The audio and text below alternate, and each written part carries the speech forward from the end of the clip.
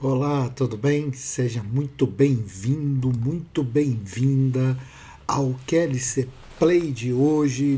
E nesse vídeo de hoje, a gente vai falar de uma prova irrefutável sobre vida sobre inteligente fora da Terra, escondida a sete chaves pelos nossos governantes. A gente já sabe disso há bastante tempo, mas isso mesmo.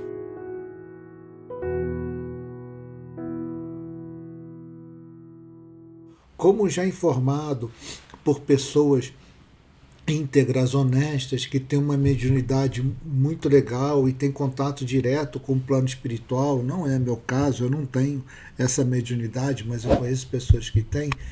Dizem que está bem perto da revelação dessa vida inteligente fora da Terra, e a gente tem muito relato sobre isso, só que cada vez isso está mais transparente, mais claro para todos nós. São os nossos irmãos mais velhos que vêm sempre nos auxiliar, eles sempre vêm nos ajudar aqui na Terra, e isso é uma prova científica que eu vou trazer aqui. Ela é irrefutável de que a gente não está sozinho. Afinal de contas, pensa o seguinte: qual é o sentido de ter um universo tão grande desse jeito, enorme, só para dizer que Deus é o maior latifundiário do universo, é dono disso tudo? Claro que não, isso não faz o menor sentido, isso não tem sentido. Então, assim, antes que vocês entrem em pânico, muita calma nessa hora, porque o que eu vou falar e mostrar aqui não tem nada a ver com aqueles filmes de ET o Malvado, Guerra dos Mundos, Invasão Marciana, Alien e tantos outros, tá bom? Então vamos lá, vamos prestar atenção que é muito importante isso, e vocês vão entender aonde que tudo está conectado, beleza? Tem uma pesquisa que anda circulando aí nos meios científicos que fala sobre objetos artificiais em volta do nosso planeta. Eles chamam de transientes, né, no espaço, e que é algo muito difícil de explicar, porque é impossível ser da Terra. E por que afirmam que é impossível ser da Terra? Porque essa pesquisa foi feita por uma doutora, ela é astrônoma, ela é doutorada, ela dá aula, ela conhece muito, é altamente qualificada, tem uma equipe de pessoas altamente qualificada, e essa pesquisa ela foi feita em fotos que foi tirado do Observatório Palomar nos Estados Unidos no início dos anos 50. Isso foi colocado digitalmente, foi analisado, e ninguém sabe dizer o que é. Isso não é um meteoro, não é um cometa, não é um satélite, não é nada. Até porque a gente não tinha lançado nenhum satélite ainda em volta da Terra no início dos anos 50. Então, ela foi até perguntada qual é a probabilidade de que tudo isso que está sendo dito, tudo isso está sendo mostrado, tem erro, é fake news, o processo está errado. Bom, ela afirma o seguinte: é a mesma probabilidade que uma pessoa está passeando tranquilamente na rua e ela é engolida por um buraco negro. Ou seja, é impossível, não tem como não ser. E aí essa descoberta está causando um frisson na comunidade. E quem é essa doutora que está causando isso? Apresento a vocês. Ela se chama Beatriz Villarroel. Tá? Ela é uma pesquisadora do Instituto Nórdico de Física Teórica, que chamam de Nordita. Ela é professora assistente na Universidade de Estocolmo, já recebeu um monte de prêmios da Unesco, como uma das 15 cientistas mais promissoras. Ela já recebeu o prêmio da Heterodox Academy, com a sua premiação de coragem, a sua postura corajosa que ela tem nessa comunidade, que poucas pessoas têm medo de falar. Então, como é que ela começou a usar isso? Ela está à frente há muito tempo de um projeto chamado Vasco, tá até aí na tela para vocês lerem o que eu vou falar. E esse projeto ele pegou essas fotos do objeto, as fotos do Observatório Palomar, em busca de desaparecimento de estrelas na linha do tempo, porque a estrela ela tem um período de vida e ela desaparece. Então Eles pegaram isso, digitalizaram, jogaram com métodos bem automatizados e começaram, em cima de tese científica, a descartar aquilo que não era um cometa, não era um meteoro, não era um planeta, não era nenhum objeto conhecido.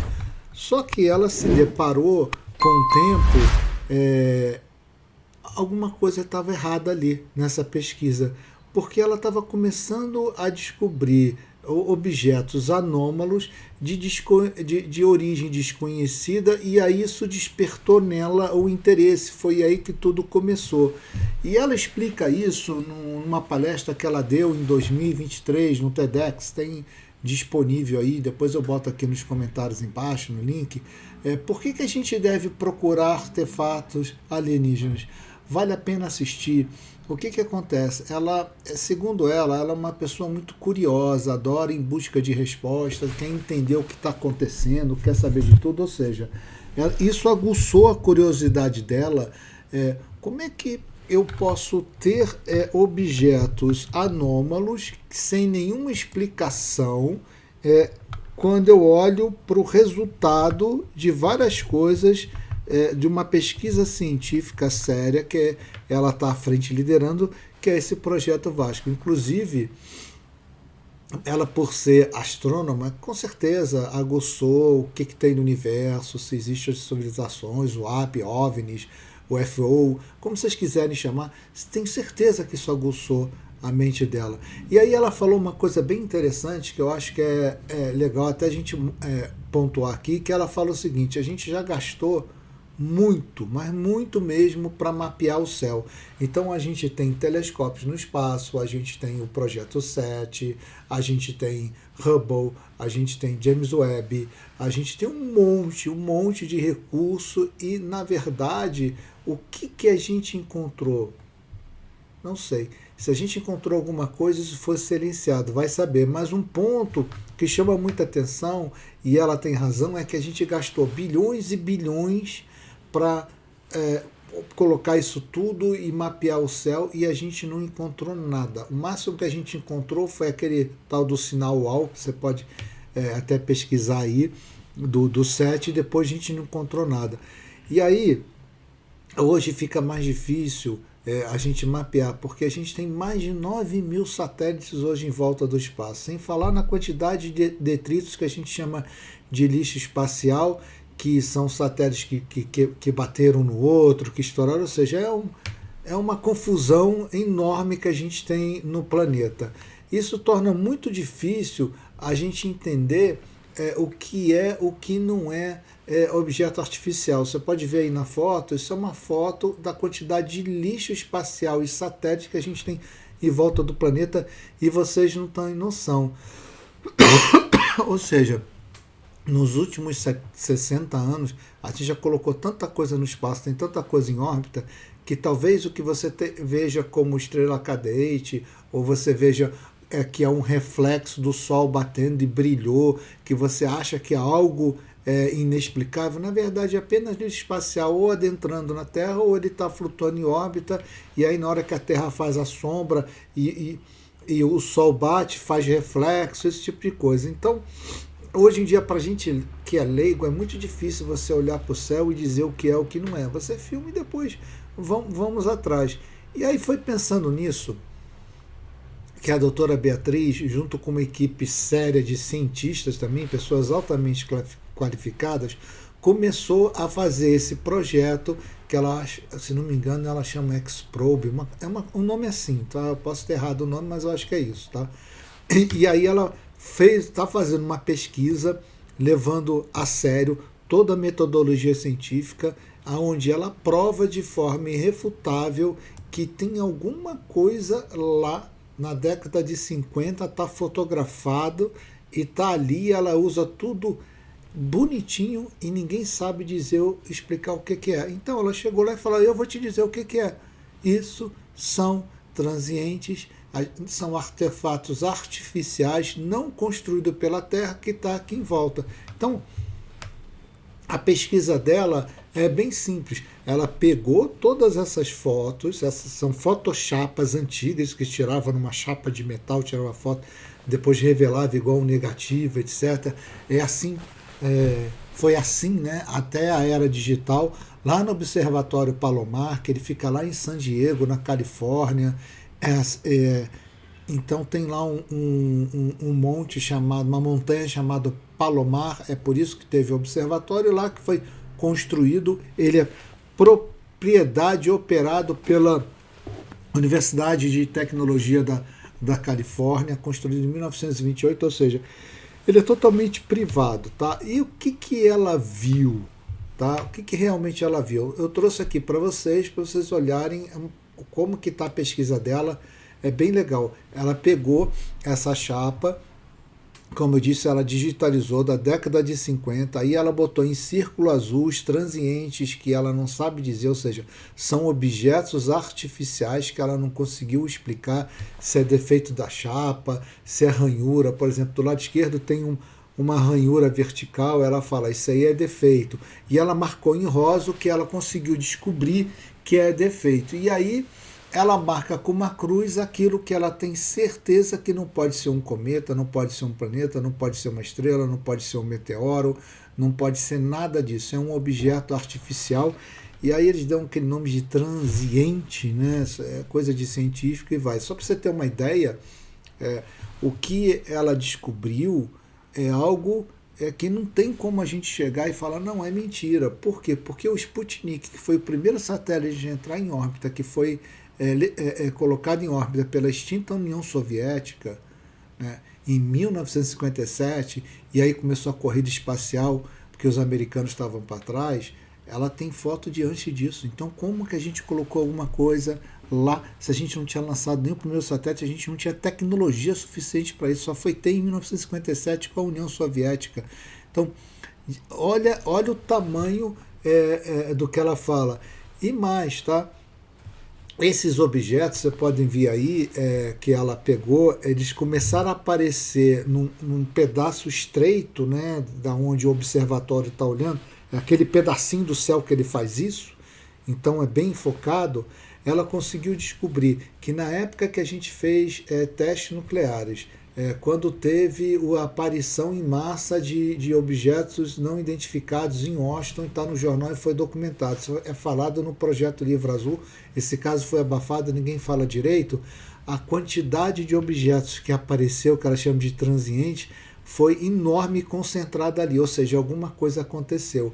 E olha, essa quantidade de fotos que ela já fez na pesquisa dela já são 100 mil transientes, ou seja, 100 mil objetinhos que ela colocou lá, é artificial, ninguém sabe dizer o que é. Desses 100 mil, ela descartou 20 mil como defeito, como satélite, como cometa, como meteoro, como planeta, alguma coisa que ela descartou na pesquisa científica dela. Então sobraram 80 mil. Isso nesse perímetro pequenininho do telescópio que eu falei para você. A gente está falando de 80 mil. Então, você imagina a quantidade de insumos que ela tem que pesquisar, ela vai colocar e ela está falando, está dando maior rebuliço. Se você quiser, eu posso te mandar, é só você me pedir no e-mail aqui que está aqui embaixo do Quanto à Luz Celestial, eu posso te mandar essa pesquisa em inglês, eu tenho a pesquisa em traduzido, tudo legal. Deixa eu só dar uma lida nesse resumo, deixa eu aumentar aqui, senão eu não consigo ler, porque eu uso óculos. Mas olha só, o resumo da pesquisa dela, tá bom? Ela fala o seguinte: imagens astronômicas antigas e digitalizadas, tiradas antes da exploração humana, oferecem um raro vislumbre do céu antes da era dos satélites artificiais. Porque a gente está falando isso na década de 50, tá bom? Nesse artigo apresentamos as primeiras buscas ópticas por satélites artificiais, objetos com reflexão espetacular perto da Terra. Aí ela diz que ela segue o método proposto, que é o método dela, que é o método científico, para ninguém refutar a sua pesquisa, então está todo mundo quieto, não tem o que falar. E usamos uma amostra retirada de Solano, que é o objeto do Palomar lá das fotos. Usando imagens da chapa, a gente procura por múltiplos transientes, ou seja, dentro de uma exposição de placa, aquilo tem que aparecer. Que além de serem pontuais estão alinhados ao longo de uma faixa estreita. É óbvio que eu te falei, né? O telescópio ele tem uma faixa estreita.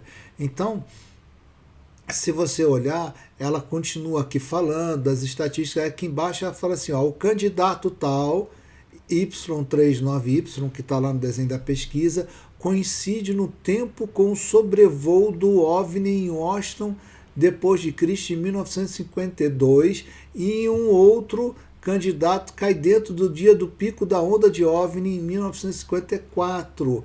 Também encontramos um alto déficit significativo de transientes solares dentro da sombra da Terra, apoiando a interpretação de que a reflexão solar desempenha um papel importante nesse evento e tal. Então, o jargão, você vê que é bem científico, ela fala bastante coisa, mas tá aí, cara. A pesquisa tá aí, tá causando um maior rebuliço.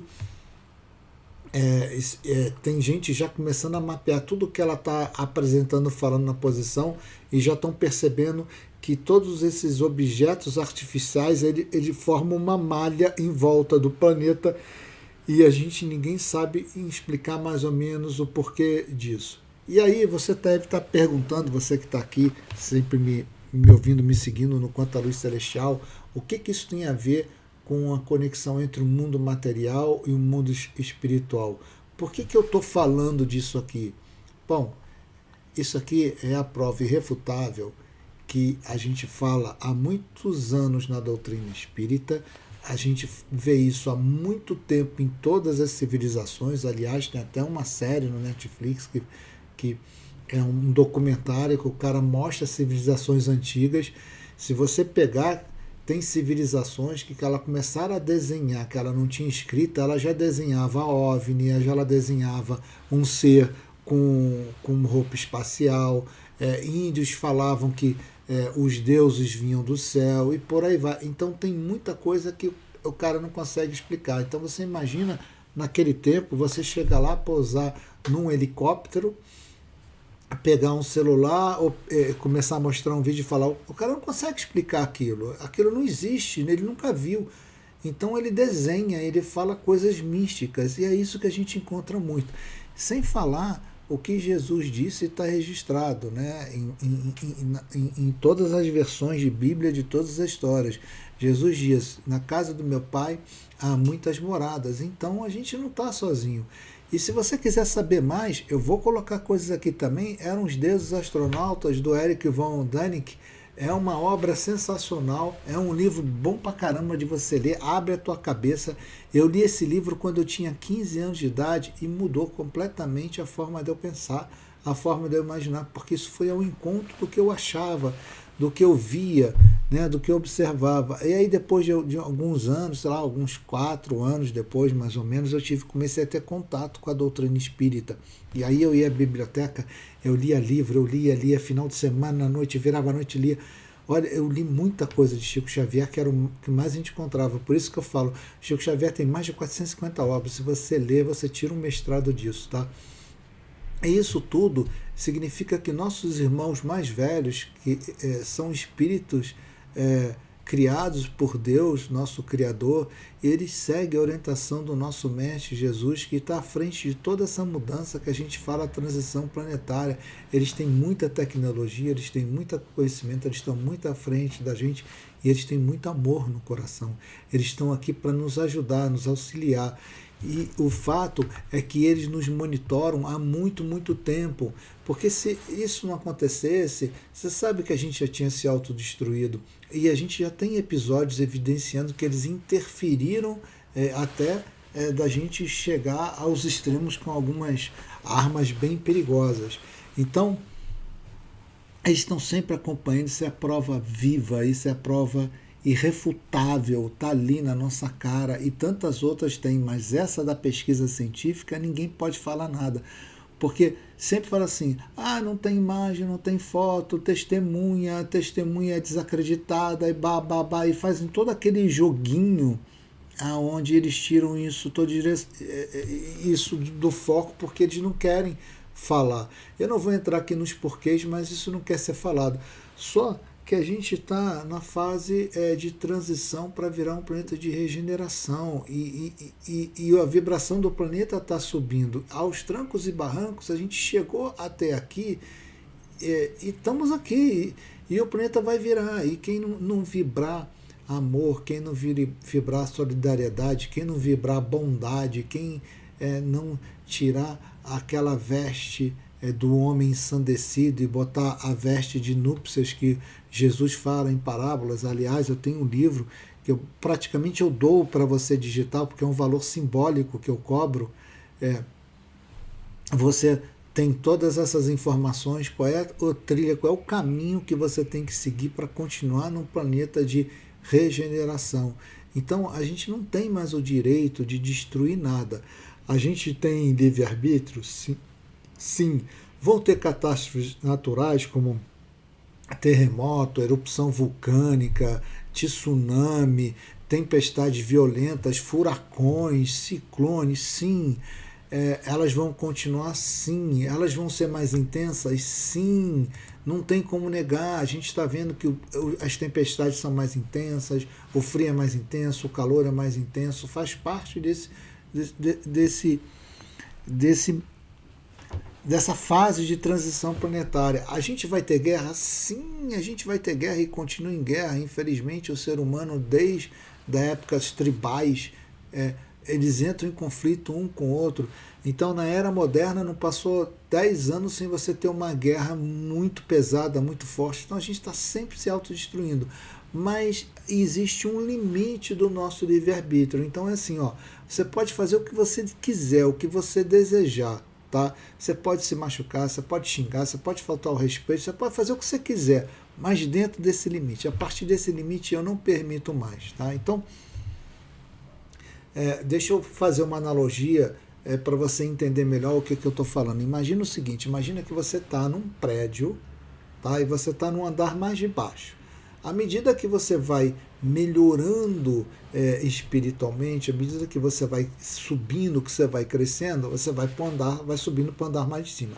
Só que quem está embaixo olha para cima e não vê nada, não consegue ver, porque você é mais troncudo, mais denso. Mas quem está em cima, mais leve, mais suave, ele começa a olhar e monitorar tudo que está embaixo. Tá? Então a gente começa a ter ideia do que está acontecendo. Dentro do prédio, dentro do seu andar, dentro do seu perímetro lá do teu andar, você pode quebrar panela, você pode rasgar o sofá, você pode quebrar o vidro, você pode tacar fogo na cozinha, você pode queimar comida, você pode sair no tapa com quem você quiser. Você pode fazer um monte de coisa à vontade. Você faça o que você desejar, o que você quiser. Tá? Você tem um livre-arbítrio. Porém, você está sempre sendo monitorado quem está nos andares de cima. Então, se você fizer alguma coisa que pode colocar em risco e derrubar o prédio, eles vão interferir discretamente e não vão deixar. Algo vai acontecer e não vai deixar, e a gente já teve provas disso. Então, é assim que funciona. As pessoas que moram nos andares de cima, elas são mais espiritualizadas, elas são mais amorosas, e elas monitoram a gente que ainda é muito criança, ainda é muito embrutecido, que está no andar mais de baixo. Então você entende, quando a gente leva isso para o universo, quando a gente leva isso para a Via Láctea, né, a gente olha isso para o nosso sistema solar, olha para o universo, olha para as galáxias, olha para tudo, a gente tem de tudo, tem um monte de prédio. E se a gente destruir o planeta, colocar em risco o equilíbrio dos planetas circulando em volta do Sol, destruir, eles não vão deixar, a gente não tem permissão para isso, não pode fazer isso, principalmente nesse momento de transição, não é permitido, senão não tem o menor sentido começar a encarnar um monte de espíritos de muita luz para cá, para nos ajudar, nos auxiliar. Eles precisam passar por isso? Não, eles estão aqui só para nos ajudar. Então, não tem sentido a gente destruir o planeta desse jeito, não é permitido, isso não vai acontecer, do exemplo que eu dei, tá bom? Eu acho que a forma que eu falei fica bem fácil de você entender, tá? Aí, se você tiver alguma dúvida sobre isso, já falei, você manda aqui para o gmail.com, que é o Quanto à Luz Celestial, o e-mail está aqui embaixo. Eu vou deixar link de outras coisas bem legais para você ver. Eu vou deixar para você aqui os outros vídeos, etc. Um monte de coisa para você ver o que eu estou falando. Não é conversa fiada, tá? É verdade tudo que eu estou falando, é isso mesmo, tá? E aí, se você tiver alguma dúvida, quiser saber alguma coisa de novo, né? Um e-mail, pode botar aqui embaixo nos comentários do YouTube e a gente vai falando, tá bom? Acredite, a verdade está lá fora, mas a transformação vem de dentro, está aqui dentro da gente, tá bom? Muita paz. E antes de eu encerrar aqui o vídeo de hoje, que é bem legal essa conexão, eu vou te pedir um favor. Segura aí, porque eu vou colocar para você no ar uma entidade que está precisando sempre de ajuda, de auxílio, que ela ajuda muitas crianças que vêm para tratamento de câncer e outras coisas, com apoio, que é o Grupo Anjo Azul. Eu conheço e ajudo eles, deve ter mais de 10 anos, tá bom? Eu conto com você. Muita paz. Até a próxima. Todos os dias, dezenas de crianças deixam suas casas, suas cidades e suas rotinas para enfrentar algo que nenhuma criança deveria enfrentar, o câncer. Em meio a esse momento difícil, um anjo aparece no caminho dessas famílias, o Grupo Anjo Azul. Somos uma casa de apoio que acolhe crianças de todo o Brasil em tratamento de saúde, especialmente o câncer. Nosso trabalho começou com o desejo de fazer a diferença e hoje somos uma rede de solidariedade que oferece mais que hospedagem. Oferecemos amor, cuidado e dignidade. Nossa casa funciona 100% por meio de doações. Acolhemos hoje 14 famílias oferecendo hospedagem, alimentação, transporte para hospitais, apoio psicológico e, acima de tudo, um lar temporário onde as crianças e suas famílias se sentem seguras e amparadas. Cada detalhe é pensado com carinho, desde os quartos até os brinquedos, as refeições, os voluntários e o acolhimento diário. Tudo o que fazemos é possível graças à solidariedade de cada um que nos ajuda a transformar vidas. Na Casa Anjo Azul, a esperança ganha vida. Com você ao nosso lado, podemos continuar transformando medo em coragem e solidão em amor. Junte-se a nós e venha fazer parte dessa corrente. Juntos somos mais fortes.